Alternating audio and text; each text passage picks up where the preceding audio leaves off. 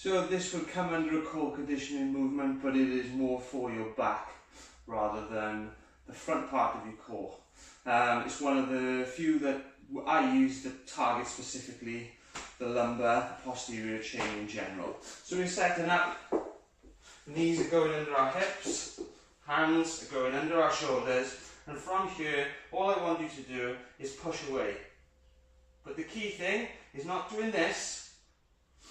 The key thing is we try to stay nice and level. Push our heel away so that our toe is contracted up in our shoe, and squeeze once we get level. I want to avoid rotation, any of this.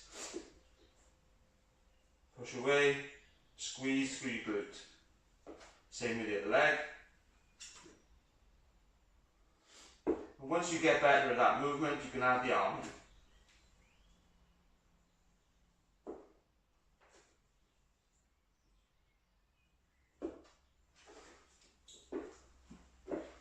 And that's the bird dog.